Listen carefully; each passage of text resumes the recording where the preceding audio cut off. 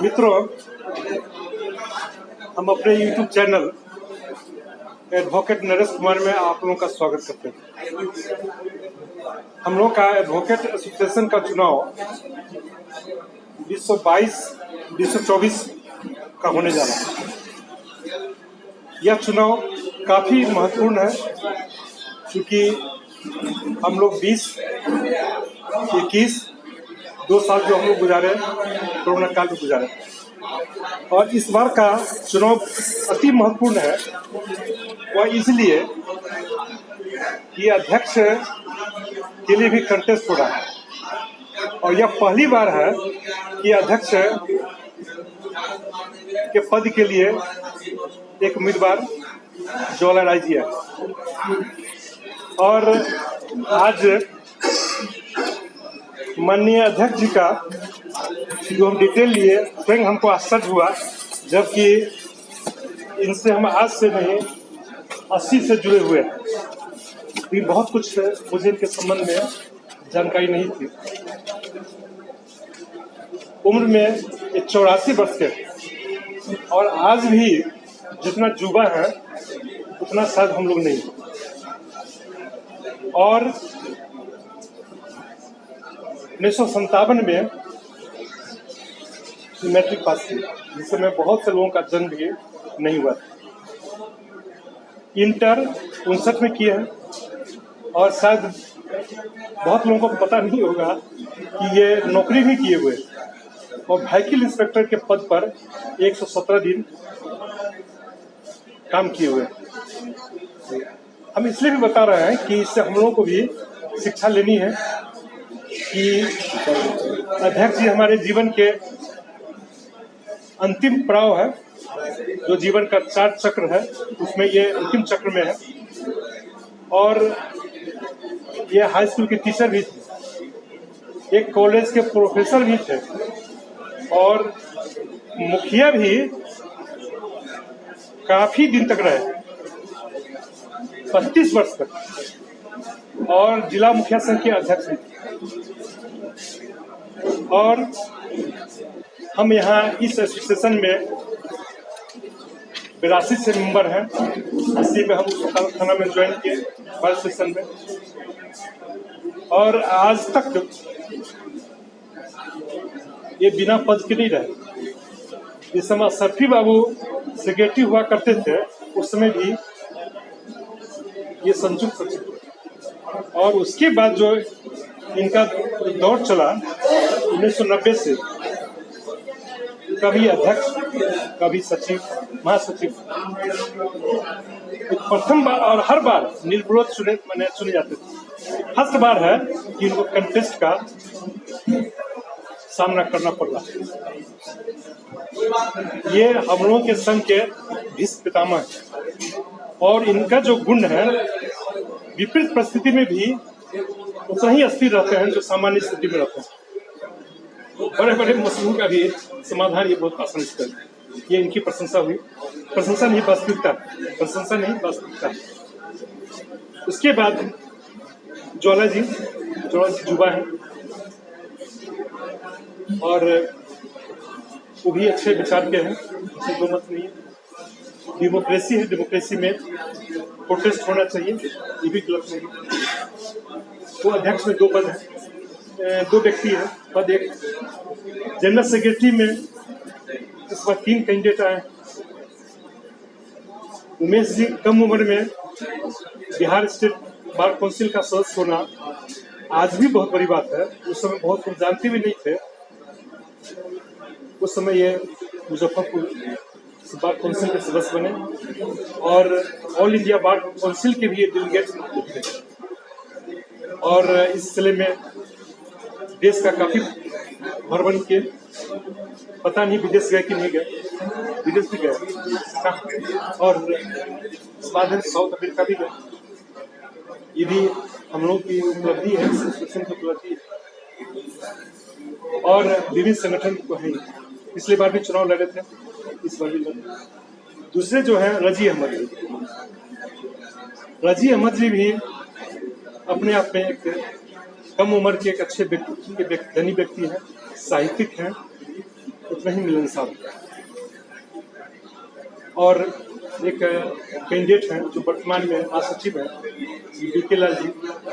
BK Lal ji भी हर गुण के संपन्न व्यक्ति है और उनका और अध्यक्ष जी का काफी तारतम्य चलता है।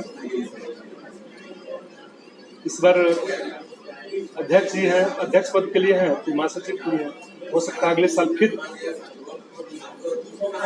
उल्टा चक्र शुरू हो जाएगा। जैसा आप तो ठीक है, ये डेमोक्रेसी, कोई दिक्कत नहीं। चाहेंगे वैसा ही। तो ये 3 कैंडिडेट हैं और हमसे ज्यादा आप लोग जानते हैं कि 3 कैंडिडेट संबंधित। और अन्य पद के लिए जो है महासचिव, ये उपाध्यक्ष के लिए का 3 पद है, जिसमें अनिल कुमार झा, मुकेश कुमार, राजीव रंजन, शिव कुमार प्रसाद सिंह है। 4 कैंडिडेट है, 3 चुना जाना है। महासचिव में 1 चुना जाना है, संयुक्त सचिव में भी 3 चुना जाना है और कैंडिडेट है 8। कम से कम हम लोग कैंडिडेट का भी नाम जान जाए। और सब सीनियर लोग हैं। राम बाबू सिंह जी हैं, त्रिपुरारी राम बाबू सिंह जी बैठे हुए हैं, त्रिपुरारी शरण है, डॉक्टर पवन कुमार परिचित हैं, उपेंद्र कुमार, ललित कुमार, विजय कुमार वर्मा, राम विलास ठाकुर, राम सरोज जी। सहायक सचिव के लिए शायद दीपमाला जी यहीं पर है ना, आप है ना? सहायक सचिव दीपमाला कुमारी जी हैं और इसमें भी 3 पद है। ब्रजेश कुमार, पंकज कुमार सिन्हा, संजीव कुमार सिन्हा और अमर हसन सर, अमर हसन। कोषाध्यक्ष के लिए 1 पद है और कैंडिडेट 3 है। अरविंद कुमार गुप्ता, सुबोध कुमार ठाकुर, वर्तमान में राजू रंजन जी। अंकेक्षक का क्या पद? 1 पद। Auditor 2, candidate 3, Suraj Kumar, Ajit Kumar, Ajay Kumar. कार्यकारिणी में 7 सदस्य जो निर्विरोध हो गए। वरिष्ठ कार्यकारिणी में भी निर्विरोध हो गए, पुस्तकालय समिति में भी हो गए। सिर्फ निगरानी समिति में 4 कैंडिडेट हैं, मोहम्मद समीम उजमा, सत्यनारायण प्रसाद, राजेंद्र कुमार, विजय कुमार, श्रीनिवास शर्मा। तो यही लोग हैं। अब बारी आती है आप लोगों की। हमारे अध्यक्ष जी हैं, जो मुझे जानकारी प्राप्त हुआ हमने बताया। आप अध्यक्ष जी से पूछ रहे हैं कि आपने इस संघ के लिए क्या क्या किया और क्या करने की योजना है। तो हम अध्यक्ष जी से आप लोगों से कहेंगे कि आप जो व्यक्ति उत्सुक है प्रश्न से पूछ सकते हैं। मैं अध्यक्ष रहूँ न रहूँ, जिंदा रहूँगा, आपको सारा सहयोग करूँगा। कोई भी होगा वो आगे बढ़ेगा, मैं उसके साथ रहूँगा। मैं यही वचन देता हूँ। बस। अब हम इनके कंटेस्ट में खड़े ज्वाला जी से निवेदन करेंगे कि वो भी आपकी क्या योजना है, आप क्या अगर चुने जाते हैं तो इस उत्सव के लिए क्या करेंगे। हमारे सम्मानित सदस्यगण और हमारे गार्जियन, आप लोगों से पहले यही निवेदन करूंगा, या कह भी रहा हूं कि मैं जब आऊंगा, अध्यक्ष बनूंगा, तो यहाँ को जो विधि व्यवस्था है उसको मैं पहले सुदृढ़ करूंगा। जो एसोसिएशन का जो पूर्व से कार्य जो पड़ा हुआ है उसको मैं कहीं से भी फंड निर्मित करके लाऊंगा, यह मेरी लालसा है। लेकिन मैं जब होऊंगा तो मैं अपने स्तर से इन्हीं लोगों के गार्जियन के स्वरूप में मैं जाऊंगा और जो छूटे हुए कार्य को मैं आशा करता हूं कि इसको पूरा करूंगा। यदि मैं नहीं किया तो आने वाले इस 2 वर्ष के अंदर में मैं रिजाल्व कर दूंगा इस पद से। धन्यवाद ज्वाला जी।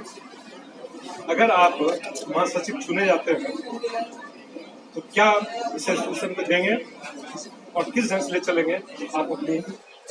आज हम लोग नरेश बाबू के YouTube चैनल में चुनाव पर परिचर्चा कर रहे हैं और जीतने वाले उम्मीदवार भविष्य में क्या करेंगे इस पर विस्तृत जानकारी दे रहे हैं। मैं 2010 से 2018 तक बार काउंसिल के सदस्य के रूप में रहा। पिछली बार महासचिव का चुनाव लड़ा, परिस्थिति बस जो भी रिजल्ट हुआ। अभी मैं वर्तमान में महासचिव का उम्मीदवार हूँ, उम्मीदवार भी परिस्थिति बस हूँ। आज एडवोकेट एसोसिएशन की स्थिति काफी नाजुक है, इसको देखते हुए मैं अपना उम्मीदवारी लाया हूँ। अगर मैं महासचिव बना तो यहाँ का जो संकट है उससे लोगों को दूर कर दूंगा। सब अधिवक्ताओं का समान अधिकार रहेगा, जितना मेरा अधिकार रहेगा उतना जो अंतिम संघ के सदस्य बनेंगे उनका भी समान अधिकार होगा। अगर मैं महासचिव बना तो 3 महीने पर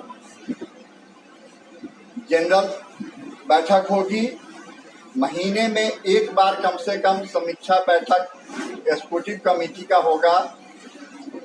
एग्जीक्यूटिव का पावर दिया जाएगा, जो पावर वरीय पदाधिकारी अपने पास सीमित रखते हैं। एग्जीक्यूटिव का पावर एग्जीक्यूटिव को पता नहीं है, उनको जानकारी देकर महीने में मीटिंग कराकर उनको एग्जीक्यूटिव में पास होने वाले सभी व्यवस्थाओं का, अधिकारों का जानकारी देकर परिपूर्ण किया जाएगा और महीने में एक बार मासिक बैठक होगा। सबसे दिक्कत यहाँ अभी पानी का है। आज भी हम लोग पानी के लिए तरस रहे हैं। कहीं से 20 रुपये 30 रुपये में व्यवस्था करना पड़ रहा है। साफ सफाई तो बिल्कुल ही नहीं होता है। लगभग 2 साल से बाथरूम में किसी को जाने का हिम्मत नहीं है। अभी हम लोग यहाँ बैठे हैं, जाकर देख सकते हैं। बाथरूम में जाके बाथरूम कोई नहीं कर सकता। जब यहाँ पर कोई सरस्वती पूजा या विशेष आयोजन होता है तो उसके लिए अलग से लेबर मंगा के साफ सफाई किया जाता है, या जो यहाँ पर नौजवान बैठे हुए हैं यही अपने हाथों से सफाई करते हैं। यहाँ का जो प्यून है वो किसी वकील का बात नहीं मानता। हम लोग किसी भी सभा सोसाइटी में 2 कुर्सी लाने के लिए उसको बोलेंगे, उस पर भी वो अमल नहीं करता है। तो मैं अंत में यही कहूँगा कि अच्छे लोगों को लाइए, संघ को हाईटेक बनाइए। मैं उम्मीदवार हूँ, आप लोग से अपेक्षा करता हूँ कि अच्छे लोगों को वोट दे, चुने, उन्हीं को जीता। धन्यवाद उमेश जी। अब हम रजीत साहब से निवेदन करेंगे। रजीत साहब भी अनुभवी व्यक्ति हैं। माननीय अध्यक्ष महोदय और हमारे साथीगण, जहाँ तक अभी की स्थिति है, अभी साफ सफाई की हालत बहुत खराब है।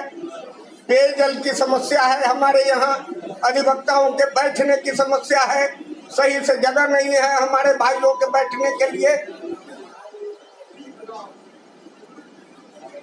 तो हम जो आएंगे तो सबसे पहले पेयजल की व्यवस्था करेंगे, साफ सफाई की व्यवस्था करेंगे, हम क्लाइंट के भी बैठने की व्यवस्था करेंगे।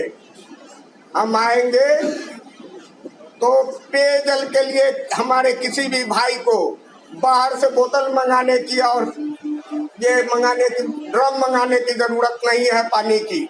हम व्यवस्था करेंगे। यहाँ हमारे यहाँ लाइब्रेरी नहीं है। वकील, बिना लाइब्रेरी के वकील नहीं होता है। वकील पढ़ेगा नहीं, बहस क्या करेगा? तो सबसे पहले हम अपने लाइब्रेरी को रिच करें। ये मेरा वादा नहीं है, मेरा इरादा है और पक्का इरादा है, और इस इरादे पर हम कायम रहेंगे। उसके अलावा हम ग्रुप इंश्योरेंस लागू करेंगे, इसकी भी जरूरत है। ग्रुप इंश्योरेंस से हमारे अधिवक्ता भाइयों की मदद होगी। उनके साथ अगर कोई नागहानी होती है, कोई घटना घट जाती है, तो निरीह प्राणी उसकी मदद नहीं हो पाती है अधिवक्ताओं की। उसके लिए ग्रुप इंश्योरेंस का लाना बहुत ही जरूरी है। उसके अलावा हम यहाँ एडवोकेट कोऑपरेटिव की स्थापना करेंगे, जिसके लिए मैंने जिला सहकारिता पदाधिकारी से भी बात कर लिया है। यहाँ बिल्डिंग की व्यवस्था करेंगे। हमारे यहाँ के सदस्य और माननीय विधायक अनिल कुमार साहनी जी ने भी हमसे वादा किया है। हमारे एक मित्र कांटी विधायक हैं इसराइल मंसूरी साहब, उन्होंने भी वादा किया है कि रजी साहब आपके जैसे व्यक्ति आएंगे तो हम एडवोकेट्स एसोसिएशन में फंड देंगे, बिल्डिंग बनाएंगे। धन्यवाद रजी जी। मित्रों, अगर इन भाइयों को प्रश्न पूछना हो रजी साहब से पूछ सकते हैं। जी हाँ, मैं अधिवक्ता अशोक कुमार, हमारे सभी सीनियर लोग हैं, ज़्यादा सवाल जवाब करेंगे नहीं, क्योंकि किसी एक को अच्छा लगेगा तो हो सकता है दूसरे को बुरा लग जाए। और रजी साहब से एक बात जरूर कहेंगे, ये आए न आए ये तो सेकेंड मैटर है, लेकिन जो बात उन्होंने बताया हम लोग को उस पे ये अमल करवाएं जो आएंगे उनसे। इससे हम लोगों का बहुत सहयोग है और यही हमारा सवाल भी है और यही आग्रह भी है। चलिए ठीक है, आपकी बात सही है, उस पर अमल करेंगे हम। चलिए अब हमारे वर्तमान महासचिव श्री बीके लाल जी आ गए हैं। इनके संबंध में हम क्या कहें, इसके पूर्व ही हम कह चुके हैं और कई टर्म से ये महासचिव है, अध्यक्ष भी है, वर्तमान में भी है। अब इनसे हम आग्रह करेंगे कि आप क्या किया, आगे पे क्या योजना है, अगर आप चुने जाते हैं जरा सा अपने वोटरों और अपने मित्रों को बता।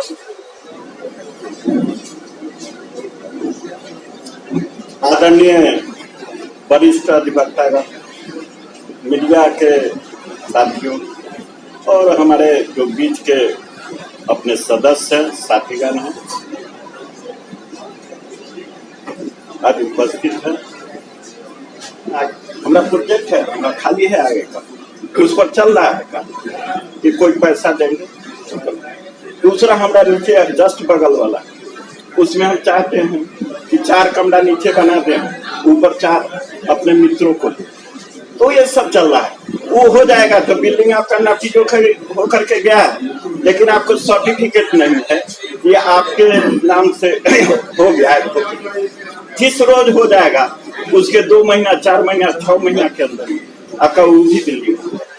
तो कार्य योजना है, अब उसी कार्यों ने अभी ज्यादा मैं आप लोगों से कोई नहीं करूँगा, चुनावी समय भी है और चुनावी समय में आप लोगों के साथ मैं ज्यादा वादा नहीं कर सकता। जब चुनाव में जीत हार होगा, जो कोई भी माननीय सदस्य उनकी जवाबदेही बनती है और मेरा जो कार्य योजना है उसको पूरा करने के लिए उन पर दबाव पड़ेगा, चाहे जो कोई। बहुत बहुत धन्यवाद महासचिव महोदय जी। क्या कोई प्रश्न पूछना है? नहीं, आप ज्वाइंट सेक्रेटरी उम्मीदवार हैं, बोलना चाहते हैं?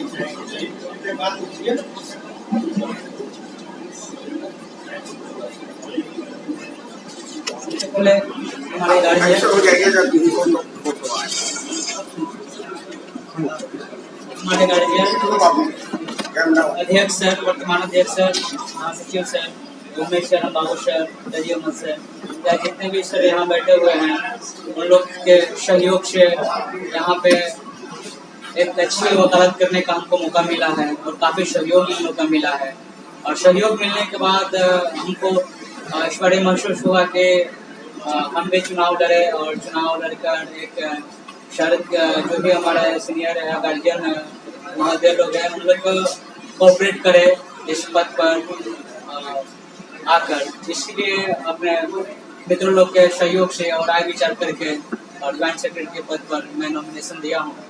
और मेरी इच्छा है कि सभी मेरे गार्जियन और मेरे मित्रगण मुझे सपोर्ट करके इस पद पर जो है कि हमको लाए, तो मैं भी सभी मेंबर और गार्जियन लोग के सहयोग से मैं अपने एसोसिएशन के और के विकास और कल्याण के लिए मैं अपना जो भी 100% योगदान होगा हम देने का प्रयास करें। अब हम आमंत्रित करते हैं राम बाबू सिंह जी को। मैं जब बनूंगा तो मैं अपने साथियों के सहयोग से एडवोकेट प्रोटेक्शन रूल जो अभी कैबिनेट में लंबित है वहाँ आवाज उठा के उसको लागू करवाने का कोशिश करूंगा। यहाँ तहखाना साफ सफाई के बदतर से बदतर स्थिति है, उसमें रामशरण बाबू सहित जो महासचिव में बनेंगे उनके सहयोग से विदेशी पाठक से मिलके सुलभ इंटरनेशनल के निर्माण कराने का काम करूंगा। और सभी साथियों के जो जितेंद्र के लेकर सभी विधायकों से मिलकर खंड 2 के लिए मैं फंड कलेक्शन करूंगा और वहां बनवाने का काम करूंगा। बस मैं इतना ही।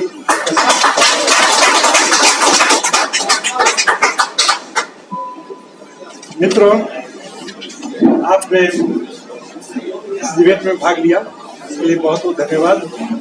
और आप लोगों से मैं उम्मीद करता हूं कि आप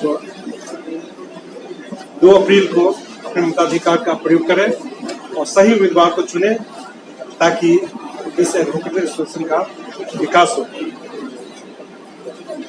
और मैं यही समापन कर रहा हूँ। उम्मीद है कि आपको वीडियो पसंद आई, जिसे लाइक करना, शेयर करना, कमेंट करना नहीं भूलेंगे। अगर इंस्टाग्राम पर है तो हम फॉलो भी करेंगे। जय हिंद, जय भारत।